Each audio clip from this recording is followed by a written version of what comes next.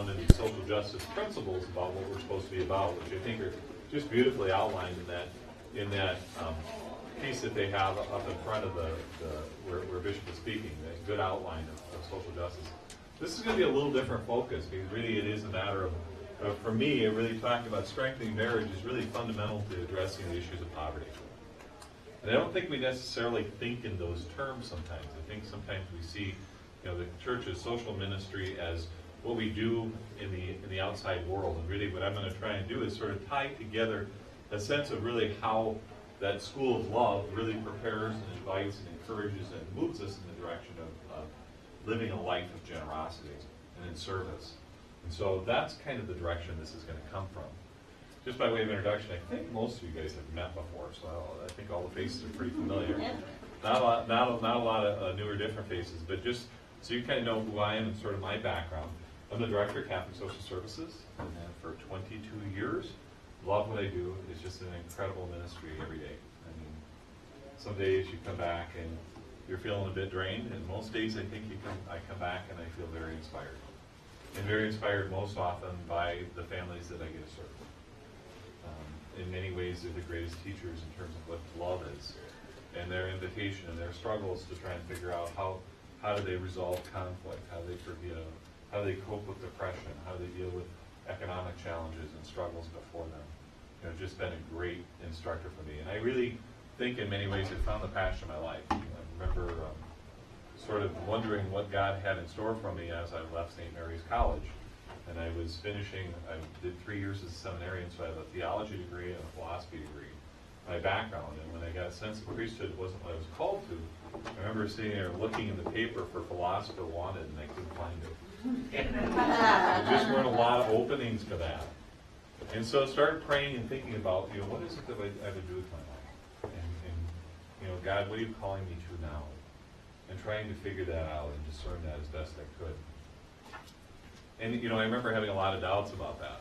And the place where really, which really helped sort of open my eyes and my heart to the whole idea of doing, working in the social work field was really as a result of a conversation I had with an old Christian brother at St. Mary's College. I had applied for law school and been accepted, and I had all these other thoughts and ideas about what I might do. But I just didn't feel at peace with any of that. And there was this old Christian brother named Brother Charles Severin. Brother Charles was in his late 80s, and he had come back to St. Mary's College, which was the campus he taught on for a number of years. And he was just this incredible guy. There was this room, probably twice the size of the room we just left. At St. Mary's College, it had nothing but awards, international awards, bringing the entire wall for the work that Brother Charles had been about. And he was an environmentalist way back in the 40s. It was really his research that removed gasoline, the lead from gasoline. He was really the foremost person to do that research and demonstrate the impact on the environment and the changes it really was having in an environment and the toxicity that it was affecting. And he did all this incredible research and all these awards from every country. When he was in his 80s, he still loved nature. But unfortunately, he was in a wheelchair, so they wouldn't let him go out into the bluffs by himself anymore. So I went to Brother Charles, and I would go for a walk with him, and he and I would go back in the bluffs in Winona. If you've ever been there, it's in the Mississippi River Valley. And Brother Charles would crawl out of his wheelchair and roll over logs. He was explaining to me how microbes were breaking down things in the whole process of biology. And he was in complete ecstasy. It was his version of the beatific vision, was to look at and see how nature worked and how God's plan for creation was continuing to unfold. It was just such a rich experience at 21 years old that, I remember coming back with him finally one time, and I said, Brother Charles, I don't know what to do. He said, I feel like I'm just kind of lost. And I thought, it's called priesthood was what I was called to, but this isn't it. I said, Brother Charles, I look at all you've accomplished in your life, I said, you're going to be a 20-year-old kid again. What'd you do with your life? He kind of looked at me and he said, when I was a young man, he said, obviously the thing that I was most passionate about was God's creation. He said, I was really drawn to this. But he said, here this point in my life, I'm 87 years old, and I'm about to take the cross over the threshold of eternity. He said, the thing that worries me the most, more than anything, when I look at where our world is at, is what's happening to our families. Our families are disintegrating at a rate that's just completely unprecedented. He said, this is the foundation, the building block of society. And if somehow we don't re-investigate or reappreciate the gift of family and marriage and the gift of human sexuality, our society won't survive. And so that started me on a whole reflection and prayer and sort of starting to realize in so many ways how incredibly true that was. And I look at the kinds of things that I've done now for 25 years as an outpatient counselor. And not that the sole problem is the disintegration of family, but I can guarantee you if the one thing would happen, if you have a magic wand that would transform the world, the most basic place that I can see, the most fundamental place where that would happen, would be to strengthen families and marriages. As I look at what I do every day around domestic violence, alcoholism, suicide, poverty, the whole range of things that come in and out of my office. And I over and over and over again, it gets clearer and clearer to me that until we begin to re-establish the culture, the civilization of love, and the school of love. I don't care if I'm talking about attachment disorder. Whatever the issue is. When I do suicide assessments up at Pine Ridge, we've done 110 of them last year. 110 of them, one of those children came from impact family. And so that's kind of what we're going to talk about. And we're going to talk about why that is. And sort of enter into the theology of that and our understanding of that. You know, when we look at the way that what the church understands about marriage, I think it's an important thing to do is to sort of step back and say, what is the church really teaching us about marriage? And when we look at the sacraments and the way they lay out the sacraments, and this only came to me about a year ago, was clearly these sacraments on the right side, baptism, confirmation, Eucharist, penance, and anointing of the sick. These are those 5 sacraments. They're really intended primarily for the good of the individual, right? This sacrament is intended to either heal you, or to give you the grace, or to join you in some ways with the family of God. That Eucharist that I receive is to give me the grace that I can move out and become the heart, be the hands and the heart of the gospel in the world in which I live. That grace is not just for me to receive, but it's for me now to go and do likewise, to begin that process of transformation. And all these sacraments are about this. These 2 sacraments are different. These 2 sacraments are what the church refers to as the sacrament of service. In other words, what they're saying for us, and religious life, I think you say, is the same thing, is to do what? When I was studying for priesthood, it was really clear. I was studying to be a priest to do what? To be a shepherd, and to feed the sheep, and to lay down my life for this community. It was clear to me the kind of things, sacrifices I was supposed to make. That was really very evident to me. I understood that. But I remember when I got the sense of what was it called to be a priest, I sat there and thought, thank God. Whew. This whole concept of poverty, chastity, and obedience seemed like it was way over the top. And then after 24 years of marriage now, I'm realizing I chose a vocation that involves poverty, chastity, and obedience. It's a call for me to figure out how to lay down my life for my friend. How to be a source of love and life for the world, and bring life into the world, and to help form and shape that. That community of persons is supposed to overflow, And the church really, when you look at the catechism, really makes that clear. It says the well-being of the individual person for both human and Christian society is closely bound up to the healthy state of conjugal and family life. So what the church is saying is the very thing we're talking about. This is the basic building block. If you don't learn in the school of love how to love, you'll not love your neighbor. Mother Teresa puts it this way, when people came to her and they said, Mother Teresa, I want to join your order, and she would ask them about, do they love their mom, do they love their dad, do they love their brother, do they love their sister? And when they would start out with, no, my mom doesn't whatever, and my brother has this problem, and these people all, I'm here because, I want to serve the poor, and they just don't get it, they're clueless, I don't have a good. And she would just say to me that you can't join the ministry. Because if you can't love your mother and your brother and your sister and your husband and your wife, you never will. It's through these daily acts of married life and family life that we are moved beyond ourselves, where we're invited and where we form our first attachments. In other words, where does empathy come from? Where does your sense of worrying about low-income families, or your neighbor who's elderly and can't take care of her own yard, or the foreigner who comes in our midst? How will we respond to them?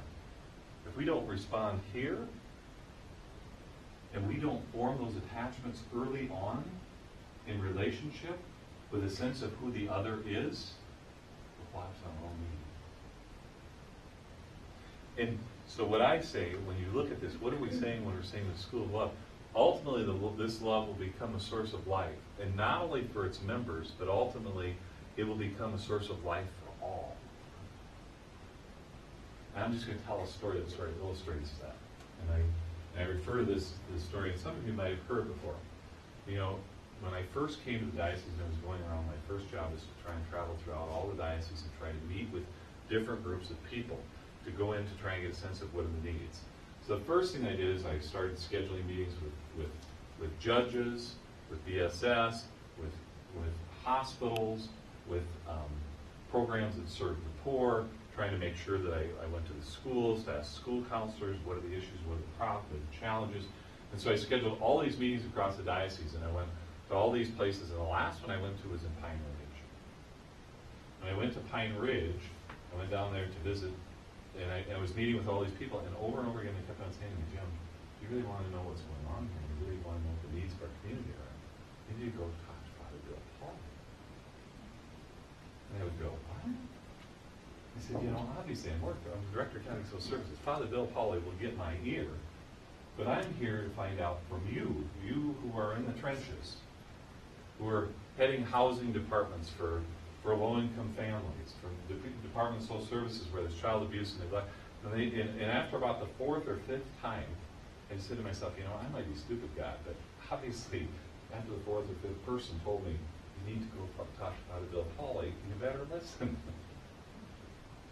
So I went to go visit Father Pauley.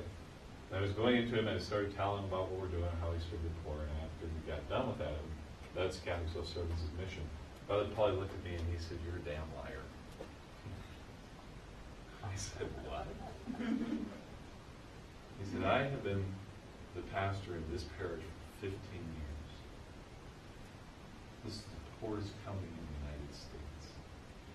In those 15 years, I have seen 3 people from Catholic Social Services ever step foot, and you're the third. And the other 2 were the directors of Catholic Social Services, and they did the same thing you're doing right now." He said, "You are clueless, kid." I remember 24, youngest director of Catholic Charities in the nation. You have no sense of the needs of my parishes, and you have no feel for what really is going on in the communities that I serve every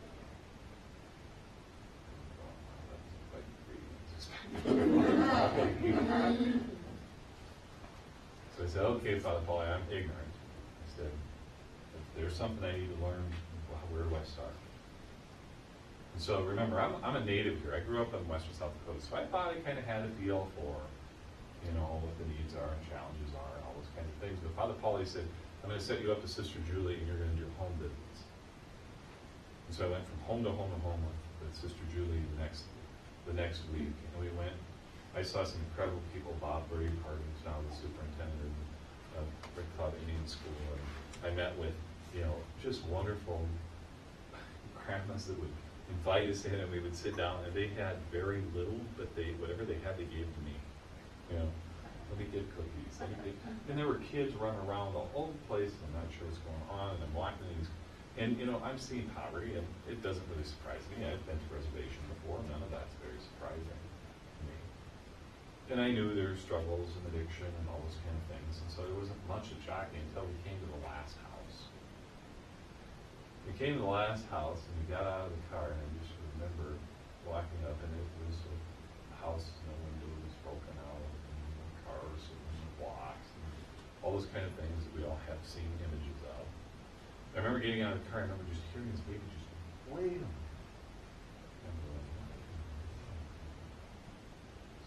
Sister Julie goes up and she knocks on the door, and she opens the door. So the boy opens the door about this far from the house, and out and sees Sister Julie. Sister Julie says, what's wrong? She knows it's the baby's name. And so we go into the house, and there's this little 2-year-old little girl. The feces coming over the top of her diaper, and just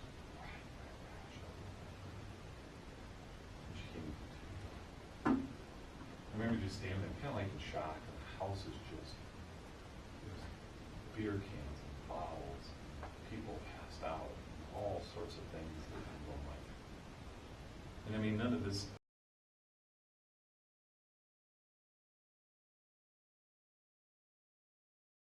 But Sister Julie gets this little girl and starts changing her diaper, and she says to this little boy, where's your sister? And it's the middle of the day, on a school day.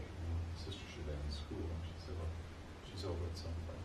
So she sends this little boy out, and Sister changes this little boy's diaper and tries to figure out what can I get these little kids to eat or whatever. And I just remember standing there, I was just like shocked. I was just like, what the heck was going on here? So Sister has this little girl, about 13 years old, comes back home, maybe 11. Stay here, and the Department of Social Services, and don't you leave this house until they show up. And this is all before cell phones, so drive back to the church and call the DSS for it. And we get in the car, and as we're driving down this road, I go from shock to complete rage. I am now cussing in front of them.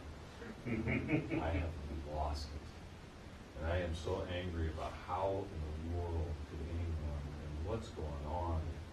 And Sister just stopped the car, and she looked, she turned to me, and she said, Jim, you have every right to be angry, community, family, and all these kinds of pieces. But you have no right to allow your anger to afford you the luxury of being different than that. You are the director of Catholic Social Services. Sure you are. And all the other things.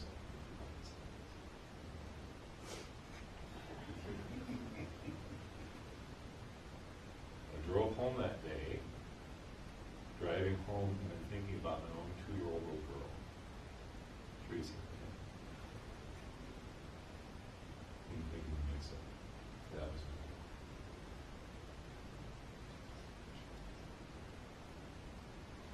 So all the things I learned through Catholic school, all the great homilies that Father Moy or Monsignor O'Connell gave me as growing up as a kid, all of the great teaching St. Martin's taught me about love for your neighbor. Start going from here to here. And I encountered Christ in this little girl. And she became like that. That's what she said.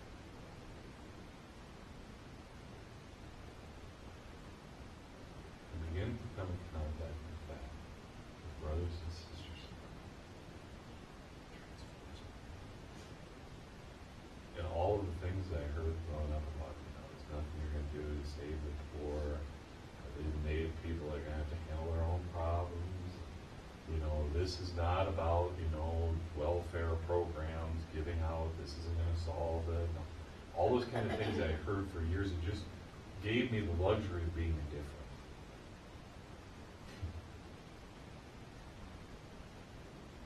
That's what we're here to talk about with this school of life.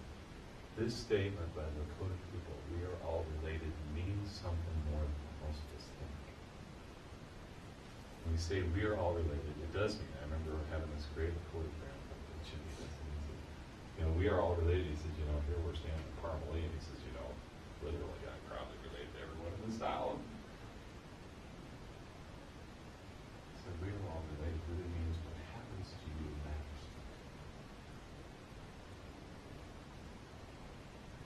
Your joys, your sorrows, your experience, that's relevant, that matters.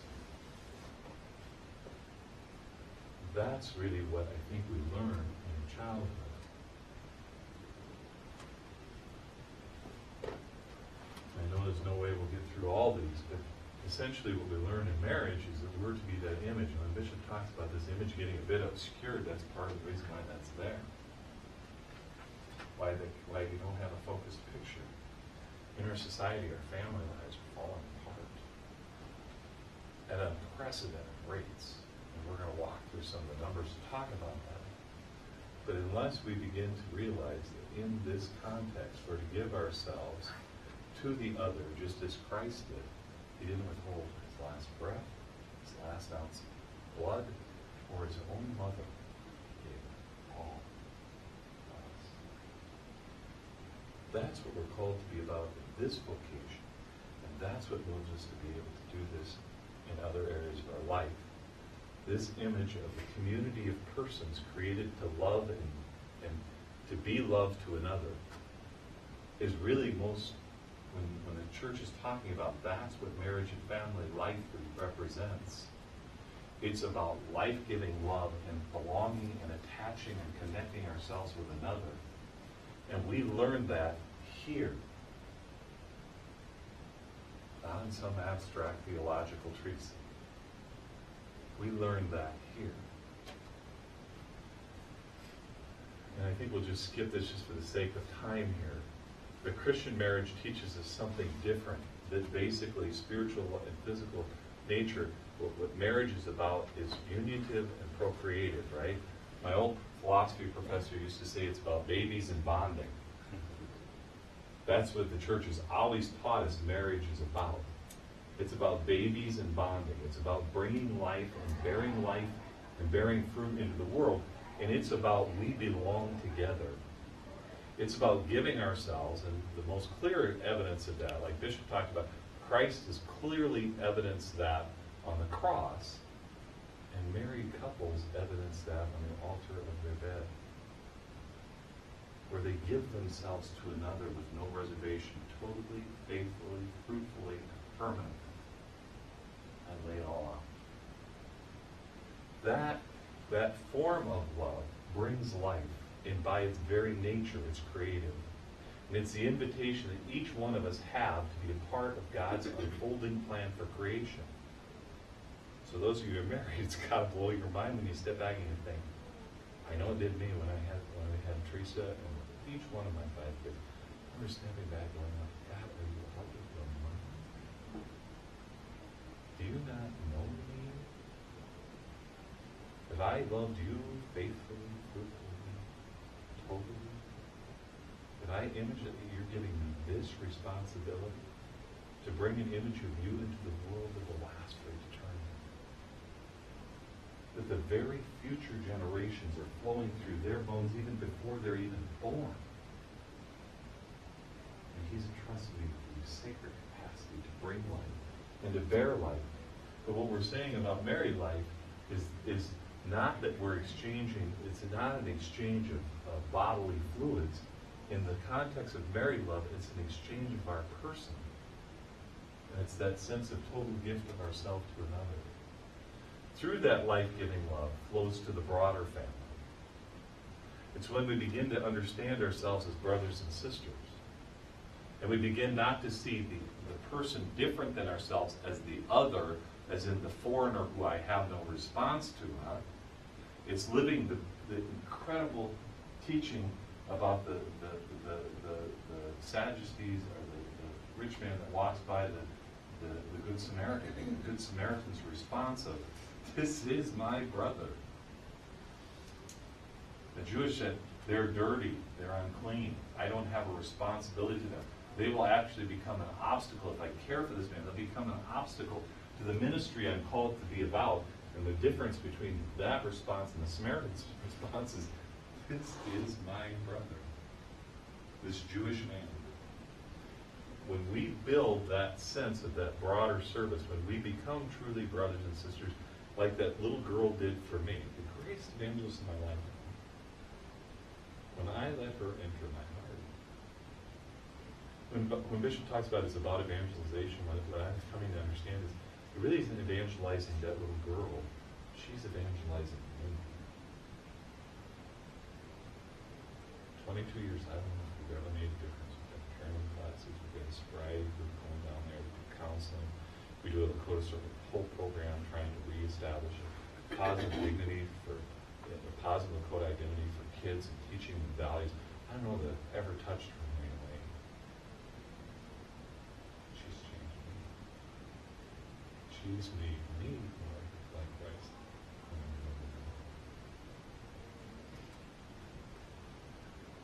The challenge after the fall, I think, is a piece that we'll just touch on very quickly, and that is the sense that, in Adam and Eve, somehow the family of God got kind of disillusioned and broken up.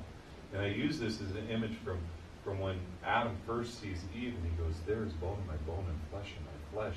He's like in awe. He finally has an object. He has all creation, like Bishop talked about, that he has dominion over. But he's alone, and then he has this woman that he sees for the first time. He says, there's bone in my bone and flesh in my flesh. And what he's saying is, there's a worthy object of my dying. Finally, I have an opportunity to love like God does. I've got something that's equal in dignity to me, that's worth me laying down my life for. Right? And what happens from bone to my bone, flesh to my flesh, immediately after eating the apple, we go from that statement, when God walks down the path, first Adam and Eve looked at each other and changed. So they're divided.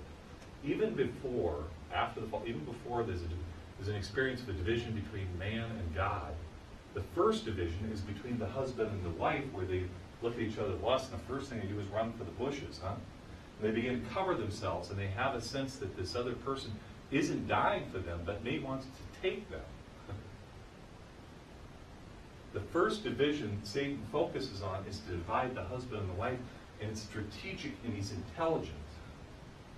This is not an accidental decision, because essentially evil knows that if I can divide the husband and the wife, I will fracture the family of God, and I will delay God the Father calling all of his children back. So by creating this division, he's hitting the very heart of the gospel, the very heart of our very ministry. He understands that essentially God's plan for salvation is a family plan. It's to reintroduce and reintegrate us all back to that garden. And so his attempt here is to divide that, and that's why I say at the very core of social ministry is marriage and family life. It's the very center of that. Marriage is the only natural institution, and as that, it is the primary safety net to provide for the little ones. And we're going to talk about what the little ones mean if we have time here. The least of our brothers and sisters in Scripture has a definite meaning. In the Jewish tradition, they call that the Awanuim, the little ones. When they're talking about the little ones, there's a definition of what that is. And you can walk right through the Old Testament, you'll find out what that is. And it is the disabled, the foreigner in our midst, and the orphan and the widows in our midst. And wait till you read the Gospel tomorrow, or the first reading. When you read the reading tomorrow, you just hear what God has to say about how he's going to defend the widow and the orphan. Because he's real clear. He's real clear. We have divided, we have more orphans and widows today than we've ever had in the history of the known world. We have more than during times of war, famine, and plagues do we confront the reality of orphaned and widowed parents. And we're going through this incredible transformation. It's all happening to us, and we're not even necessarily aware of it. But in the early 70s, the big concern was, boy, 1960s, looks like things are going pretty well. 1971, we're starting up here. This is the number of divorces, huh?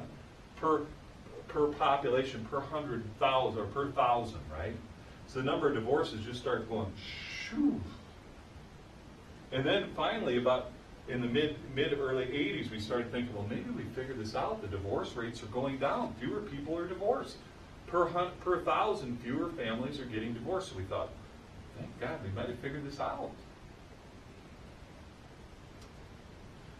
We figured out in the 80s, when we looked at the 80s and 90s, per marriage, 2009, we have more divorces per marriage than any time. So in other words, you can't say how many people are divorced, because the real question is, kind of like you point to, the real concern in 2010 on is the rate of marriage.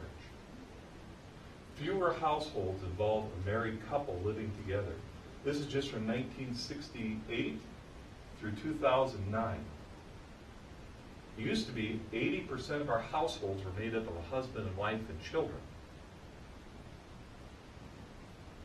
Less than 40%. Less than 40%. And we're wondering why we're trying to redefine what marriage is. It's because no one, Jacques and I are in a minority. And a tremendous minority. The two of us to be married with children is an aberration in our modern society. So this is just 2000 to 2011. We've seen a fall off almost of 1.5% of marriage rates. I mean, this is a sociological demographic shift that's completely unprecedented. We are walking into new ground. The very nature of human relationships and the origin of life has been radically altered. And we have no idea where we're headed. Same-sex marriage. This is the number. So all these states in blue and in yellow now all have same-sex marriage or are about to. These three we know, those four are about to change because they aren't even going to appeal the same-sex marriage law because they don't think the Supreme Court's even going to hear it. You just said, marriage between a husband and wife isn't really even, we're redefining it. When we look, and I think I'm going to skip this because I think we've already done this. Here's our poverty rates. This is how this is going to affect us. This is the poverty rates by living arrangement. In a real simple slide, what I'm saying to you is of married couples, their children, only 8.8% of them live in poverty. Single head household by male, you multiply that by 3 times. Those children are 3 times more apt to live in poverty. And these people, single head household by female, 40%. So we've gone how many times? So children that were raised like me by a single parent mom who raised 5 kids for most of my life anyway. From the time I was 8, my dad died. My mother was swimming upstream like unbelievable. What Maria was able to accomplish is phenomenal. Because the probability of people not having the basic resources, even just financial resources, yet alone time, to meet the needs of their own kids is like 8 times the rate. This is just another illustration of that. Here's less than 5%. Here's 16%. Here's your 40% children living in poverty. Here's your illegitimacy birth rate now. Went from back here, we had up to the 1980s, we had an illegitimacy rate of 6%. If this isn't reported by the Pope, this is reported by hospitals across the United States. Your illegitimacy rate in 1968 was about 6 or 7%. It's now 41%. And that's right here in the state of South Dakota. The very place that life's, it's entirely altered. Do we understand what that means about our poverty rates and the impact on those kids? One of the factors of likeliness of divorce starts out with cohabitation. These are not my statistics. These are actually statistics coming from the National Health Statistic Report in 2011. They are making clear that cohabitation has changed the way that marriages have started. It's had a dramatic impact on the success of those marriages. They are 3 times more likely to end in divorce than couples struggling to live a chaste life before marriage. Before we decide that sex is just, what 2 consenting adults do, we have to realize that this has real consequence. And that's what's walking in my door 80% of the time.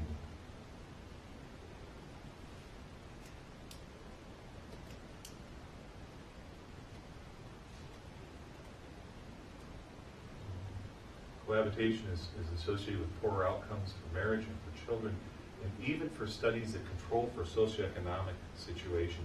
So in other words, they make sure that we have a peer group. Married couples with a certain income, single parents with a certain income. We're going to have that equivalent across the board. So it isn't just about poverty, but we know we have poor educational outcomes. You double the rate of high school dropout, and you double the rate of retaining students for another year in school. You double the rate of emotional and behavioral problems, and you're twice as likely to have those children who are raised in single-parent households that end up in incarceration or suicide, and you have higher rates of teen pregnancy and drug abuse. That's just the fact. By not having this role modeling going on between forgiving and loving and trying to figure out how to work with each other, how to invite each other further, and have the resources needed, this has a dramatic sociological impact on our society. So what do we do about it? And I've got 10 minutes to do that, 15 minutes to do that, right?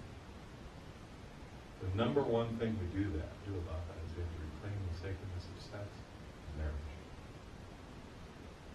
We have to invite our young people back into re-understanding, and not only our young people, our older people.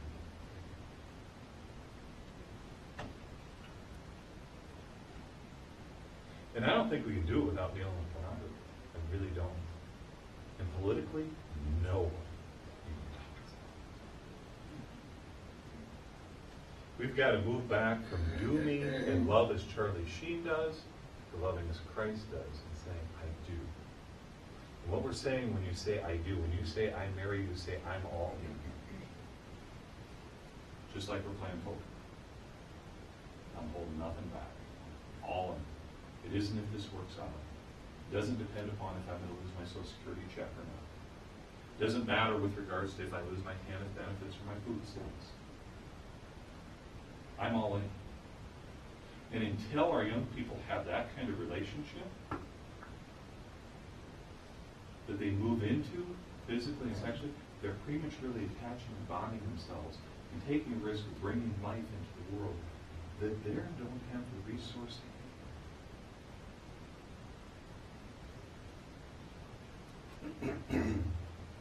Educating our young people about the benefits of marriage. And I'm going to say this, we've been talking about the vocations crisis, that we don't have more sisters and more priests and more brothers and more whatever. That's not our vocations crisis. Our vocations crisis is that young people are not willing to step up to the plate and say, I give myself to you, come what may. I lay down my life. I understand that this is about servant life. That I will be a source of love, support, and grace to you. So you become the person that God has called you to be. We're all in with reservation. And we like to gamble with counterfeit money. We really don't want to lay down our lives. We have to work hard on marriage prep, and Jacques' part of helping us reform that. And I'm going to tell you what, this is the greatest diocese in the United States. We've got an all-volunteer crew that's rewriting our marriage policy. I am so inspired by the group of men and women that step forward that say, yes. We have 90 couples saying,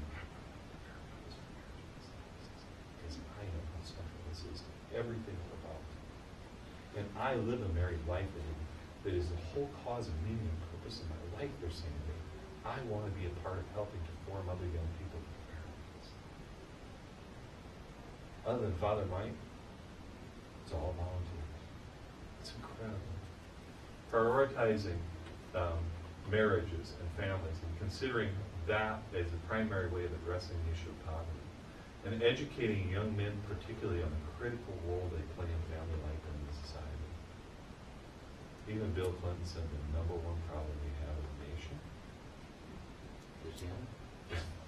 is fatherlessness. It's fatherlessness. It's fathers failing to put down their life for their friends. Right? And we have to reconnect kids with parents.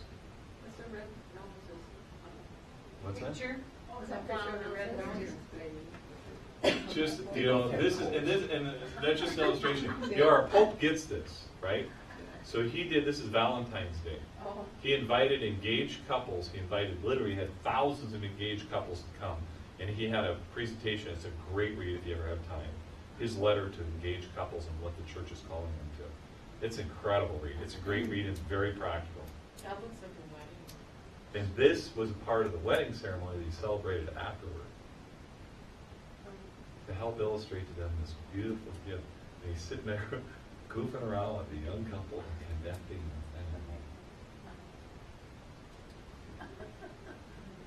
We need to figure out how we mentor couples, particularly young couples, because that's where that first 10 years is the highest rates of divorce. That's where we see couples struggling and falling apart. We have to begin to provide supports for single parents because they have the toughest job in the world. Sat with a young mom yesterday, 3 kids. She can't sign her son up for soccer. She doesn't have money. Her ex-husband, of course, is going to get on a jet, fly off with his 3 buddies and go to an NFL game. We have to begin to help couples dealing with divorce and help them learn. And so we do a SMILE program, which means start making livable for everyone. There are going to be marriages that aren't going to make it, but we also need to help them realize that the first most priority they have to do is eliminate the conflict between each other, commit to a common parenting plan, and to give time. 60% of our fathers or our kids who grew up in a single-parent household never stepped foot in their father's lives. To offer programs to help people deal with parenting.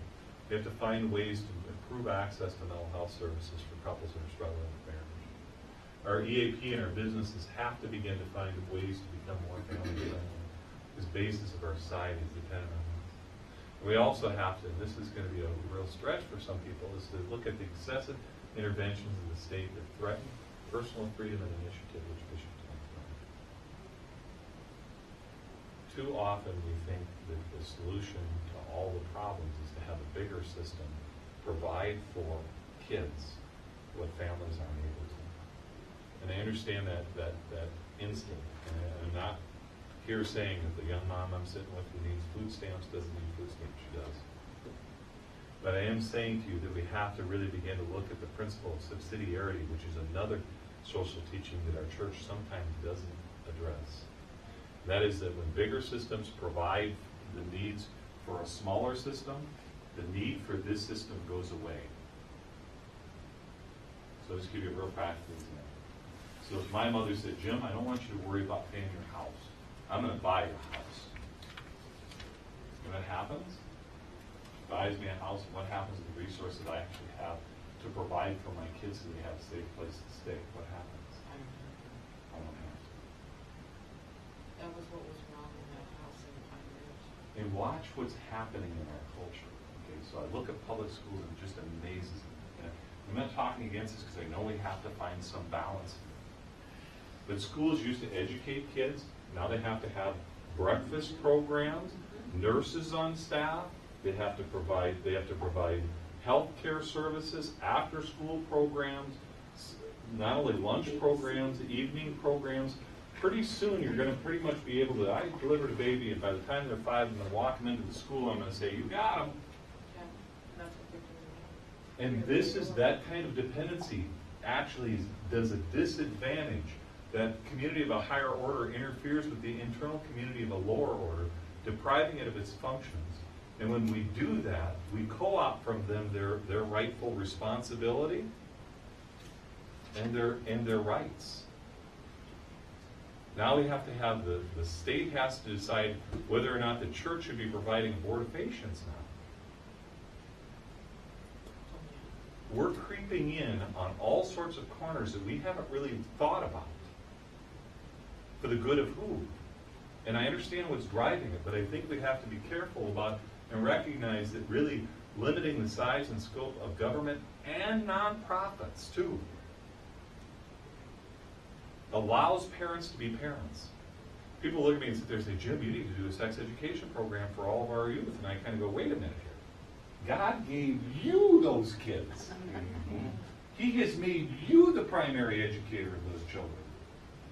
If you want the church and the school to help you, or you're looking for resources, or you want me to come and second your motion, but I can guarantee you one thing. I'm not going to teach chastity unless I have parents who make the primary move, and then I can second their motion. But if I don't, if I'm the only voice in the darkness, and the reality is what they experience at their home is different, I'm whispering in the wind. Whistling in the wind. It's going nowhere. Parental involvement is fundamental, and our founding fathers talked about limiting the size and scope of government. And I think we have to be sensitive to the realities that parents have roles and rights and responsibilities. And we have to go back to this understanding that this is the building block for society. That all of us, well-intended organizations, must be subservient to the need of the family, not overstepping our bounds. And that that's central to the good of the nation, the good of the family, the good of the child, and we have to begin to find ways to help parents defend their rights and limit the toxins that are flowing in. That's really what Brother Charles talking about. He said, Jim, what kids are facing right now, kids are in chaos. Parents, it used to be that you'd have to go to some seedy little off-site business, maybe in the back of a bar, to buy pornography. Now it's piped into every household in America. And you can say, Jacques, help me put up a screen. Great screen, let me tell you. Because I still go through, and I still am typing up, looking up for an image on marriage life, and the next thing I know, I'm looking at full bosoms going, what? And I have a guard in a screen. We've got to help reform this world and begin to recognize the responsibility of parents. And can you imagine doing? We used to have the cigarettes. You used to be able to go up and pull the machine, come out and pack of cigarettes, right? But we said no more. We can't have that anymore. So we moved them in the bar. We still found out kids were still getting access. So what did we do?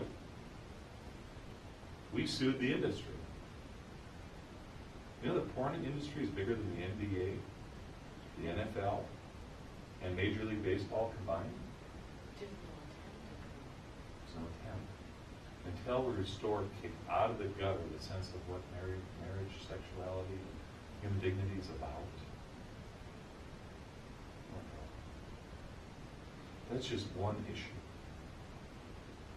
I mean, you can look at the variety of ways in which we take advantage of the poor. I mean, I sit with low-income families that have got 600% interest rates on easy loans, and the reason why they're there is why? You can't tell me these businesses aren't making profits. Because your business is preying on the poor. But so is gambling. There's a whole range of issues that we need to be addressing in our social justice because they preserve and protect the family. And they allow the family to do the job which God gave them to form and shape, to model how they young. And if we get those families cohesive and a source of love, you know, I say this half laughing myself because sometimes I sit at the dinner table and I go, I like this great meal. I don't like, and she touched me. And then finally I just kind of get up and I go, no more. Brothers and sisters, you can't treat each other like this. This is not okay. That's the beginning stage of restoring the dignity of the family. Restoring, helping to teach kids that there's reverence and respect, and that even when we're different, when we have difference of opinion, even when we're competing for a common resource, like dad's attention or the money to go to the game, we have to be conscious of the other.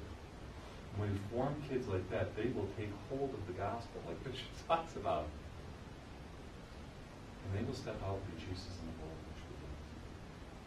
So too often we talk about social justice, we talk about all these other issues. This is the foundation of it all. Any questions or comments that you feel from 5 minutes here? Sure. One of the things that I see myself as a single mom and everything, I see it go around me is technology. Sometimes we as parents do not realize that, not everybody does. There's so many parents out there who do not realize the danger of providing a cell phone to the kids when it's not really needed.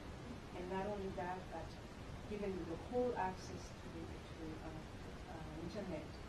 And you know, if it is for emergency, you should just keep it basic. But giving full access is allowing them to see pornography with little kids already at that age, and many of them just think that giving them everything with pornography to their kids is kind of guilting people what the time that they want to take to them. You know, and we can go right into that pornography, and I think it's a great piece. I mean, it is. I mean, we're doubling the number of sexual pedophiles and perpetrators that we have in our society every 3 to 5 years since the advent of the internet. And it's real simple. If I were to be a 14-year-old boy and I walked into a house and my mom had on my dining room table a pile of every kind of pornography in the world, mounted this high, and she wasn't home, what do you think I'm going to do? That's the situation today. And that culture creates a sense of use of another. And it has to be addressed. But on the other hand, technology is an incredible thing. And I always like the way Archbishop Charles used to put it. He always said, a fool of the tool is a fool. It's not inherent in the tool, right? I mean, I use knives to cut steaks. Some people, you know, decide to fillet another human being, right? But unless I'm taught to govern my passions and my desires and informed in a way that invites me out of myself, I'm in trouble. And you know, we talk about that, but now we look at TV and we have to ask ourselves, prime time needs to be family time, not TV time. When parents are parenting and couples or spouses between commercials, there's something wrong. When the way I relate with the world is all based on whether I've got my technology or not, when I get in a car and I'm driving to Winona and I've got 3 kids texting with headsets on, listening to their whatever, there's no relationship. I go to take kids on a bus trip for down to Hot Springs, and I stopped the car and I said, all the gadgets are going off because we're going to talk. All the synthetic ways in which we relate with each other have no genuine human connection. That's what creates empathy. That's how children learn to love, is when they receive it. That's how kids learn these things. But it's a tool we have to manage. Any other questions, comments, thoughts? I just think, you know, about technology, you were talking about managing it, but it takes courage to do that. You know, we're sitting in a restaurant and our little 3-year-old grandson is going away and his parents, you know, put that down. Well, I'm sorry, but I would throw it in the trash. But, you know, that's extreme, but, you know, I'm sitting thinking now, why didn't we have the courage to say, don't take it in there. This is our time. So it really comes down to courage to stand And there's 100 different ways that happens. Responsibility. Just another real simple, I'm so grateful for my father-in-law. You know, he calls me and says, you know, I want Robert to come out for a couple of weeks and he's going to help me build bats and this, that, and I'm going, you know, Lyle, I'd love to, but, you know, we're in the middle of baseball and he's got practice for the next 5 days and he can't go because he's got all this, you know, and he made a commitment to me, he has a responsibility. Now, my father-in-law, who's an incredible baseball guy, he builds bats, that's what he does. He says to me, Jim, I'm sure your children are twice as talented as mine, but none of them went on to play Major League Baseball. I want to spend some time with my grandson. And I'm asking for a week. Just a different version of the technology. Just a different version of the technology. It's the same old problem. And I'm so grateful when Father Uncle lived to remind me. And Robert went and learned more about baseball that week than he would have ever learned from me being in Scotia. I'm not sure. But that's the word that keeps coming up in your speech is responsibility. There was no responsibility in that house in my years that Paul, your father-in-law, wants the responsibility of being a good grandparent, and he wants to be allowed to have his influence in your children's lives, which he sees as his responsibility. Yeah, you know, and the other piece I want to say about that, though, is that I want us all to remember we just outlined that every child is born today, 41% of them have no father. So you have a tremendous number of orphan children. And the responsibility of those young women, no matter how old they are, is to control them. Yeah, no, what I would say to you is it's the responsibility of the fathers to step up. And not only the fathers, those of us who have extra time. When my dad died at 8, my uncle used to drive from here, South Dakota, to here in South Dakota, to drive back and hunt in Iroquois, or in Highmore. Now, he drove right through Highmore to come get me. And he turned around and drove all the way back to hunt. And then he turned around and drove me all the way back to here. And then he drove back to here. My uncle said, well, who do you want? To me, the little one. There's someone not showing up. And I choose to step up. And I choose. So when I wrote my uncle a thank you letter years later,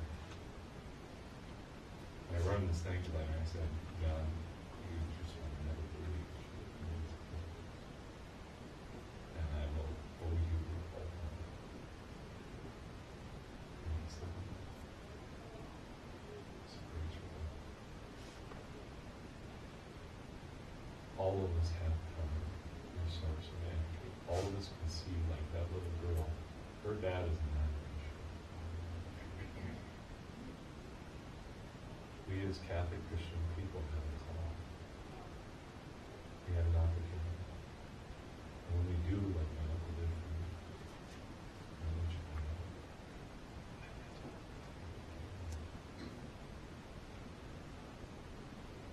That's what the church calls us to, is into relationship with those. If we fail them, I want you to hear what the reading is tomorrow. The first reading. It's real clear. I used to worry about that little girl, and now I worry about the hundreds of people just like me who are indifferent, who raise non-fit, who show up in the world. And I'm agreeing that I don't think it's a matter of let's expand the welfare role. I don't think we talk about success anymore about isn't it great we have more people on food stamps than ever in the history of America. Thanks be to God, social justice has worked and we've succeeded. Actually, it's the opposite. And unless we empower those families to meet the needs of their children and give them an opportunity to participate meaningfully in the economy, we become part of the institution that's the problem. So it's not an either-or world in the Catholic vision.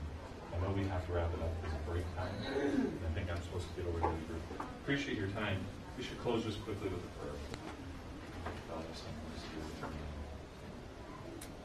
Father, let us all, remind us all that we are a community of persons and that we're called to love as you love.